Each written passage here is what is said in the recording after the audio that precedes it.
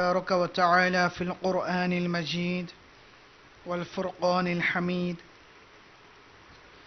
فأعوذ بالله من الشيطان الرجيم. بسم الله الرحمن الرحيم.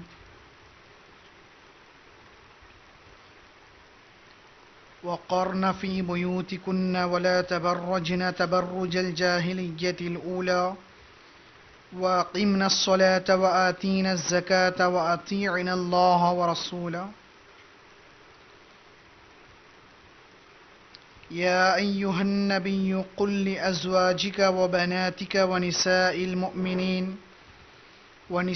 المؤمنين يدنين عليهن من جلابيبهن. قال النبي صلى الله عليه وسلم: من يريد الله به يفقهه في الدين. آمنت بالله صدق الله مولانا العظيم وصدق رسوله النبي الكريم ونحن على ذلك لمن الشاهدين والشاكرين والحمد لله رب العالمين. मुअज़्ज़ज़ माँ और बहनों, అల్లాహ్ తఆలా యొక్క దయ మరియు కరుణ మనందరిపై కలిగింది. కాబట్టి అల్లాహ్ తఆలా మనందరికీ చాలా మహోన్నతమైనటువంటి ఈ సమావేశంలో సమావేశమయ్యేటువంటి భాగ్యాన్ని ప్రసాదించాడు. ఈ సభ అల్లాహ్ యొక్క దృష్టిలో, ప్రవక్త గారి యొక్క దృష్టిలో, ఇస్లాం యొక్క దృష్టిలో చాలా గొప్ప సభ ఇది. ఈ సభ ముగిసిన తరువాత ఒక దైవదూత ఇలా ప్రకటిస్తారు: ఓ సభలో కూర్చున్న వాళ్ళారా, అల్లాహ్ తఆలా మీ అందరి పాపాల్ని క్షమించి వేశారు. మరి అంతేకాకుండా మీ యొక్క పాపాల్ని పుణ్యాలుగా మార్చివేశారు అని ప్రకటిస్తాడనమాట. ప్రవక్త సల్లల్లాహు అలైహి వసల్లం వారు ఇలాంటి సభల్ని ఎక్కడైతే అల్లాహ్ యొక్క గొప్పతనం చెప్పబడుతుందో, ప్రవక్త సల్లల్లాహు అలైహి వసల్లం వారిపై దరూదులు పంపబడతాయో, అలాంటి సభల్ని ప్రవక్త గారు స్వర్గపు వనాలతో పోల్చారన్నమాట. దేంతో? స్వర్గపు వనాలతో పోల్చారు. అలాంటి గొప్ప సభల్లో అల్లాహ్ తఆలా మనందరినీ కూడా అంగీకరించాడు. ముఅज़్జज़్ మా और బహనో, అల్లాహ్ తబారక వ తఆలా మనందరికీ చాలా చిన్ని జీవితాన్ని ఇచ్చి పంపించాడు. ఇది తాత్కాలికమైనటువంటి జీవితం. ఇక్కడ చాలా కొద్ది రోజులు ఉండడానికి మాత్రమే మనం వచ్చాం. ఇక్కడ అల్లాహ్ తబారక వ తఆలా ప్రతి వ్యక్తిని ఇక్కడ పరీక్షిస్తూ ఉంటాడు. మీరు కలిమిలో ఉన్నారా? కలిమిలో ఉంచి అల్లాహ్ తఆలా మిమ్మల్ని పరీక్షిస్తున్నాడు. మీరు లేమికి, పేదరికంలో ఉన్నారా? మిమ్మల్ని అల్లాహ్ తఆలా పేదరికంలో ఉంచి పరీక్షిస్తున్నాడు. మీరు ఆరోగ్యంగా ఉన్నారా? మిమ్మల్ని అల్లాహ్ తఆలా ఆరోగ్యవంతులుగా ఉంచి పరీక్షిస్తున్నాడు. మీకు అనారోగ్యం వచ్చిందా? మీకు అల్లాహ్ తఆలా అనారోగ్యంలో ఉంచి పరీక్షిస్తున్నాడు. ప్రతి విషయంలో కూడా అల్లాహ్ తఆలా పరీక్షిస్తూనే ఉంటాడనమాట. ఈ యొక్క ప్రపంచం పరీక్షా కేంద్రం. ఖురాన్ మజీద్లో అల్లాహ్ తఆలా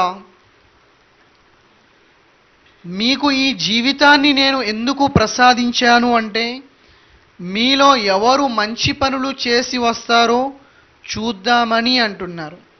ఆ విషయాన్ని పరీక్షించడానికి అల్లాహ్ తఆలా ఈ ప్రపంచంలోనికి పంపారన్నమాట. మరి చిన్ని జీవితంలో మనం ఉండి అల్లాహ్ని పూర్తిగా విశ్వసించి ఇస్లాం యొక్క ధర్మంపై స్థిరత్వంగా మనం నిలబడి ఉండి మరి ఈ ప్రపంచం నుండి వెళ్ళినప్పుడు మన యొక్క విశ్వాసాన్ని రక్షించి తీసుకొని వెళ్ళాలన్నమాట. ప్రతీది కూడా అల్లాహ్తోనే జరుగుతుంది. లాభమైన, నష్టమైన, గౌరవమైన, అగౌరవమైన, లేమి అయినా, కలిమి అయినా, జీవన్ మరణాలు, రేయింబవళ్ళు, ప్రతీది కూడా అల్లాహ్తోనే జరుగుతుంది అనే విశ్వాసాన్ని మనం కలిగి ఉండాలన్నమాట. సహాబా రజియల్లాహు అన్హుం వారు ప్రవక్త గారి యొక్క సాంగత్యంలో ఉండి 13 సంవత్సరాల వరకు కేవలం విశ్వాసాన్ని నేర్చుకుంటూ ఉన్నారు. తఅల్లమల్ ఈమాన సుమ్మ తఅల్లమల్ ఖురాన్, మేము ముందు విశ్వాసాన్ని నేర్చుకున్నాము, దాని తరువాత మేము ఖురాన్ని నేర్చుకున్నాము అని సహాబా రజియల్లాహు అన్హుం వారు అన్నారన్నమాట. ఇవాళ మన దురదృష్టవశాత్తు విశ్వాసం కూడా నేర్చుకోవాల్సినటువంటి విషయమే అనే విషయాన్నే మనం మర్చిపోయాం. నమాజ్ నేర్చుకుంటున్నాము, జకాత్ గురించి తెలుసుకుంటున్నాము, ఉపవాసాల గురించి తెలుసుకుంటున్నాము, కానీ విశ్వాసాన్ని గురించి మనం తెలుసుకోలేకపోతున్నాం. ఎందుకు అంటే విశ్వాసం కూడా నేర్చుకోవాలి అనేటువంటి అంశాన్ని మనం మర్చిపోయాం అన్నమాట. ఆ సహాబా రజియల్లాహు అన్హుం వారు విశ్వాసాన్ని నేర్చుకున్నారు. ఎప్పుడైతే వారు విశ్వాసంపై కృషి చేశారో, వారి విశ్వాసం పరిపూర్ణమైందో, అల్లాహ్ యొక్క ఏ ఆజ్ఞ వచ్చినా సరే వారు వెంటనే ఆచరించేవారయ్యారన్నమాట. ఖురాన్లో అల్లాహ్ తఆలా ఈ రోజు నుండి నేను వడ్డీని నిషేధించాను అన్నారు.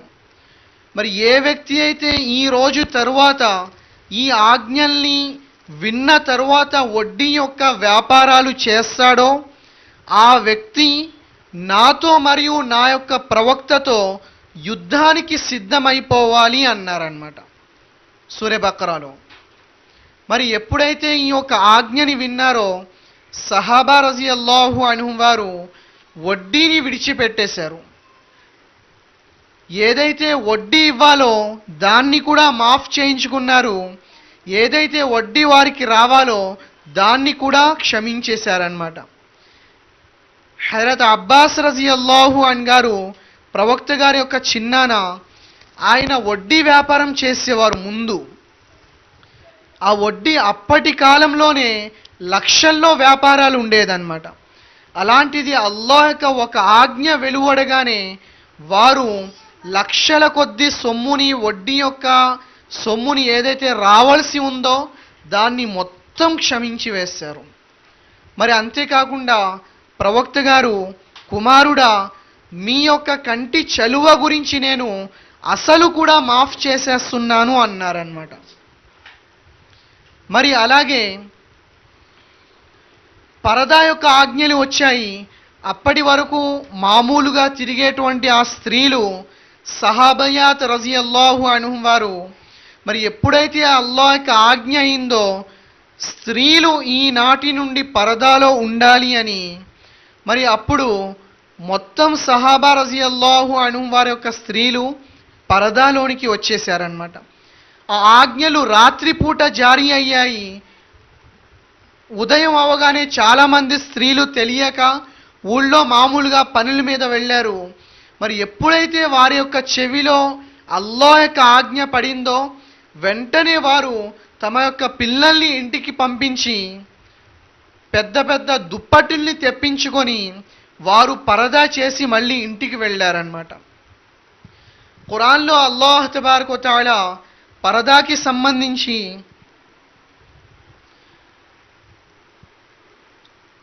యా అయ్యుహన్ నబియ్యు కుల్ లి అజ్వాజిక, ఏ ముహమ్మద్ సల్లల్లాహు అలైహి వసల్లం, మీరు మీ యొక్క భార్యలతో మరియు మీ యొక్క కుమార్తెలతో మరియు విశ్వసించినటువంటి సమస్త విశ్వాస స్త్రీలతో మీరు చెప్పండి, వారు కనుక వారి యొక్క ఇంటిని విడిచి బయటకి వెళ్ళవలసినటువంటి పరిస్థితి ఏర్పడితే వారు తమ పూర్తి శరీరాన్ని కప్పుకొని బురకాలో ఉండి పూర్తి శరీరాన్ని వారు కప్పుకొని బయలుదేరాలి అని చెప్పండి అన్నారు. తద్వారా వారు గుర్తింపబడి వేధింపులకి గురి కాకుండా ఉంటారు. మరి దానిలో చాలా మేళ్ళు శుభాలు ఉన్నాయి అని అల్లాహ్ తఆలా సెలవిచ్చారన్నమాట. మనకి ఇవాళ పరదా అంటే ఏదో గురువు గారు చెప్పింది, ఏదో ముల్లా లేకపోతే ఆలిం గారు, ముఫ్తీ గారు, ఇమాం గారు చెప్పిన విషయం కాదు. సూరే అహ్జాబులో అల్లాహ్ తబారక వ తఆలా పరదా యొక్క ఆయతుల్ని దింపారు. మరి సహాబా రజియల్లాహు అన్హుం వారికి ఏమని అన్నారంటే, మీరు గనుక ప్రవక్త గారి యొక్క స్త్రీలతో ఏదైనా అవసరమై మాట్లాడదలిచితే, లేక వారికి ఏమైనా ఇవ్వదలిచితే, వారి నుండి ఏదైనా మీరు తీసుకోదలిచితే, పరదా యొక్క చాటులో ఉండి మీరు మాట్లాడండి. పరదా యొక్క చాటు నుండి మీరు వారికి ఏదైనా ఇవ్వండి. దీని ద్వారా మీ యొక్క హృదయాలు నిర్మలంగా ఉంటాయి అని అల్లాహ్ తఆలా సెలవిచ్చారన్నమాట. ఇక్కడ మనం ఆలోచిస్తే ఉమ్మహాతుల్ ముమినీన్ ప్రవక్త గారి యొక్క భార్యలు అంటే సమస్త ఉమ్మత్కి వారు తల్లులు అన్నమాట. ఎవరు? పూర్తి ఉమ్మత్కి వారు తల్లులు. అలాంటి తల్లులకి మరియు సహాబా రజియల్లాహు అన్హుం వారి గొప్ప వ్యక్తిత్వాల్ని అల్లాహ్ తఆలా అక్కడ సంబోధించి చెబుతున్నారు. మీరు కూడా ఆ సహాబియాతో, ప్రవక్త గారి యొక్క భార్యలతో పరదా యొక్క చాటులో ఉండి మాత్రమే మాట్లాడగలరు అంటున్నారు. చూడండి, మరి సహాబాలకి ఏదైనా ప్రవక్త గారి యొక్క భార్యల్ని చూసినా లేక ఇతర స్త్రీలను చూసినా నఊదు బిల్లా వారి యొక్క మనసుల్లో ఏదైనా కలత కానీ ఏదైనా చెడు ఆలోచనలు కానీ వస్తాయా? రావన్నమాట. వారు సహాబాలు, వారు చాలా ఉన్నతులు. అయినప్పటికీ కూడా మీరు పరదా పాటించాలి అనేటువంటి ఆంక్షల్ని అల్లాహ్ తఆలా వారికి విధించారు. మరి ఇక్కడ పరదా అంటే మామూలుగా విశ్వసించినటువంటి స్త్రీలకి, వీరికే కాదు, ప్రవక్త గారికి అల్లాహ్ తఆలా ముందు ఏమని అన్నారంటే, ముందు మీ భార్యల్ని మీరు పరదాలో ఉంచండి అన్నారు. తర్వాత మీ యొక్క కూతుళ్ళని కూడా మీరు పరదాలో ఉంచండి అన్నారు. దాని తరువాత విశ్వసించినటువంటి స్త్రీలకు కూడా చెప్పండి, వారు పరదాలో ఉండి పరదాలో ఉండి మాత్రమే వారు బయటికి వెళ్ళగలరు అని. చూడండి, మరి సూర అహ్జాబ్ యొక్క వేరొక ఆయతులో, మీరు మీ యొక్క ఇళ్లల్లో స్థిరంగా ఉండండి. ఏ విధంగా అయితే అజ్ఞానపు కాలంలో మీరు మీ యొక్క అలంకరణని ప్రదర్శిస్తూ బయట తిరిగేవారో, ఆ విధంగా మీరు ఇప్పుడు మీ అలంకరణని ప్రదర్శిస్తూ బయట తిరగకండి. మరియు మీరు ఇంటిలో ఉండి నమాజుని స్థాపించండి, జకాతు చెల్లించండి, అల్లాహ్కి మరియు ఆయన యొక్క ప్రవక్తకి విధేయులై ఉండండి. మరియు మీరు ఇళ్లల్లో ఉండి అత్యధికంగా పఠింపబడేటువంటి గ్రంథము అనగా ఖురాన్ యొక్క పారాయణము, హదీస్ యొక్క పారాయణం, తాళీము మీరు చేస్తూ ఉండండి అనేటువంటి విషయాల్ని ఖురాన్లో సూర అహ్జాబ్లో అల్లాహ్ తఆలా తెలిపారన్నమాట. చూడండి, స్త్రీ ఎప్పటి వరకైతే ఇంటి యొక్క 4 గోడల మధ్యలో ఉంటుందో అప్పటి వరకు ఆ స్త్రీ అల్లాహ్ తఆలాకి చాలా దగ్గరగా ఉంటుందన్నమాట. మరి ఎప్పుడైతే స్త్రీ తమ ఇంటి యొక్క 4 గోడల నుండి బయటకి బయలుదేరుతుందో అల్లాహ్ నుండి అంత దూరం అయిపోతుంది. ప్రవక్త సల్లల్లాహు అలైహి వసల్లం వారు సెలవిచ్చారు, ఆనాడు ఆ కాలాన్ని దృష్టిలో ఉంచుకొని ప్రవక్త గారు అన్నారు, స్త్రీ కనుక మస్జిదులో నమాజ్ చదివేలా ఉంటే స్త్రీకి చిట్ట చివరి వరుసలో నిలబడము చాలా శ్రేష్టమైనటువంటి విషయం అన్నారన్నమాట. అలా కాకుండా మస్జిద్కి వెళ్ళి చదవడం కన్నా ఆ స్త్రీ తమ ఇంటి యొక్క వరండాలో నమాజ్ చదవడం చాలా శ్రేష్టమైనటువంటి విషయం అన్నారు. ఇంటి యొక్క వరండాలో కాకుండా ఇంటి యొక్క హాల్లో లోపలి భాగంలో నమాజ్ చదవడం, ఆ మస్జిద్లో నమాజ్ చదవడం కన్నా, ఇంటి యొక్క అరుగుపైన నమాజ్ చదవడం కన్నా చాలా శ్రేష్టమైనటువంటి విషయం అన్నారు. మరి స్త్రీ ఇంటి యొక్క హాల్లో లోపలి భాగంలో కాకుండా తమ యొక్క బెడ్రూమ్లో తమ గురించి నియమించుకున్నటువంటి బెడ్రూమ్లో నమాజ్ చదవడం హాల్లో నమాజ్ చదవడం కన్నా చాలా శ్రేష్టమైనటువంటి విషయం అన్నారన్నమాట ప్రవక్త గారు. పరదా అనేది వారికి ఎప్పుడైతే ఒక ఆజ్ఞ వెలువడిందో వెంటనే వారు పరదాపై ఆచరించేవారయ్యారు. ఇవాళ మనం ఎన్నో ఆయతుల్ని, ఎన్నో ప్రసంగాల్ని, బయాల్ని విన్న తరువాత కూడా నమాజ్ని స్థాపించలేకపోతున్నాము, పరదాని పాటించలేకపోతున్నాము, జకాతు సవ్యంగా చెల్లించలేకపోతున్నాము. రంజాన్ అయినటువంటి గొప్ప మాసాన్ని పొంది ఉండి కూడా మన ఉపవాసాల్ని ఉండలేకపోతున్నాము అంటే మన విశ్వాసం క్షీణించింది అనడంలో ఎంత మాత్రం కూడా అనుమానం లేదన్నమాట. కాబట్టి మనం మన యొక్క విశ్వాసంపై మనం కృషి చెయ్యాలి. బీబీ ఫాతిమా రజియల్లాహు అన్హా గారు రాత్రి వేళలో వారు నమాజ్ చదివేవారు. ఎలా చదివేవారంటే, నమాజు మధ్యలో ఎక్కడైనా నిద్ర వచ్చేస్తుందేమో, నేను ఏమరుపాటికి గురవుతానేమో, గఫ్లత్ వచ్చేస్తుందేమో అని చెప్పి ఆవిడ ఏం చేసేవారంటే, అప్పటి ఇల్లు కూడా చాలా చిన్న చిన్నగా ఉండేవి ఇల్లు.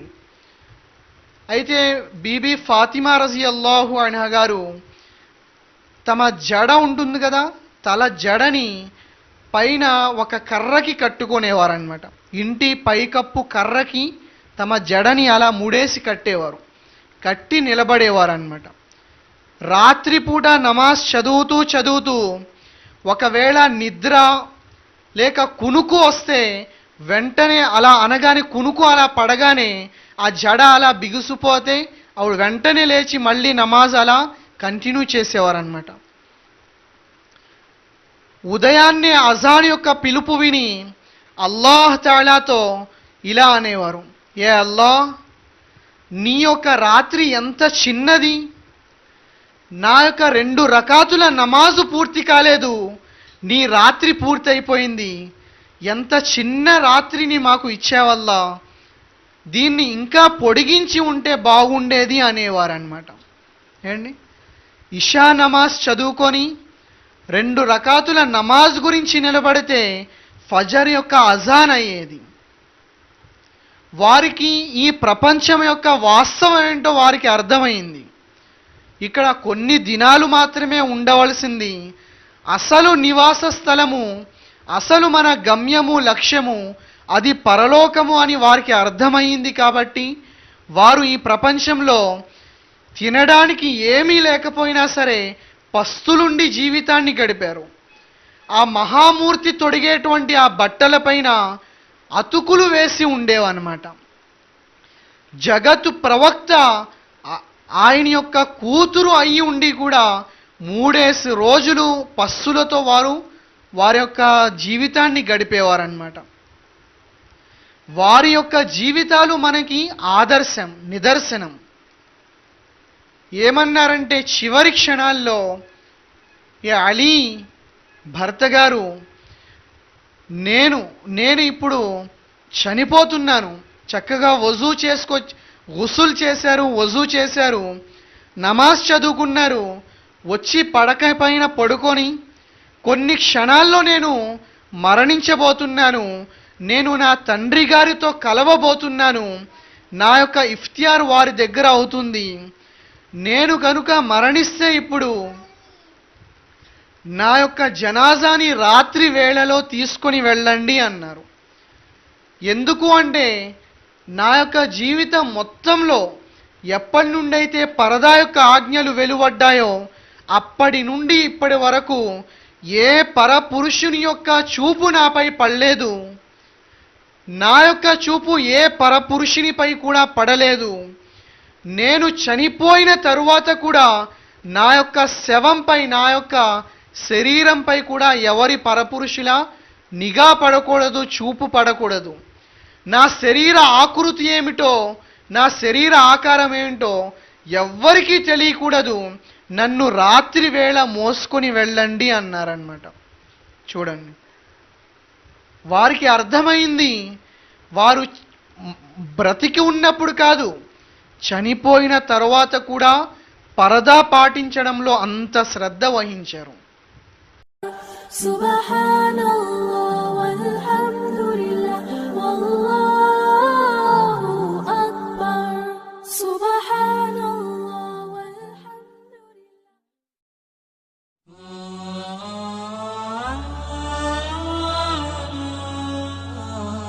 سلامي سلامي لقوم كرام